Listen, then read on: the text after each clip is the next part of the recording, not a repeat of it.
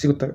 ಜಗತ್ತಿನ ಅತಿ 2ನೇ ದೊಡ್ಡ ಏಕಶಿಲಾ ಬೆಟ್ಟವೂ ಕೂಡ ಬಳ್ಳಾರಿಯಲ್ಲಿಯೇ ಇದೆ. ಇಲ್ಲಿನ ಪ್ರವಾಸಿ ಸ್ಥಳಗಳೆಂದರೆ ಬಳ್ಳಾರಿಯ ಕೋಟೆ, ಬೊಮ್ಮಘಟ್ಟ, ತಿಮ್ಮಲಾಪುರ, ಸಂಡೂರು ಕುಮಾರಸ್ವಾಮಿ ದೇವಸ್ಥಾನ ಇವು ಅತ್ಯಂತ ಮುಖ್ಯವಾದ ಪ್ರವಾಸಿ ಸ್ಥಳಗಳು. ವಿಜಯನಗರ ಭಾಗವಾಗಿದ್ದರಿಂದ ಹಂಪಿಯೂ ಕೂಡ ಇದೇ ಜಿಲ್ಲೆಯಲ್ಲಿ ಬರುತ್ತಿತ್ತು. ಆದರೆ ಇತ್ತೀಚೆಗೆ 2021ರಲ್ಲಿ ವಿಜಯನಗರ ಎಂದೇ ಭಾಗವಾಗಿ ಒಂದು ಹೊಸ ಜಿಲ್ಲೆ ಕರ್ನಾಟಕದಲ್ಲಿ ಹುಟ್ಟಿಕೊಂಡಿದೆ. ನಂತರ ಇಲ್ಲಿನ ಸಾರಿಗೆ 3 ತರಹದ ಸಾರಿಗೆಗಳು ಇಲ್ಲಿ ಕಾಣಬಹುದು: ರೈಲ್ವೆ, ಬಸ್ ಮತ್ತು ವಿಮಾನ.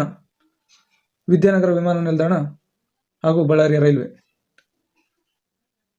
ಇಲ್ಲಿನ ಕೈಗಾರಿಕೆಗೆ 447.76 ಕೋಟಿ ಹೂಡಿಕೆ ಮಾಡಲಾಗಿದ್ದು 9,222 ಜನ ಇಲ್ಲಿ ಕಾರ್ಯನಿರ್ವಹಿಸುತ್ತಿದ್ದಾರೆ.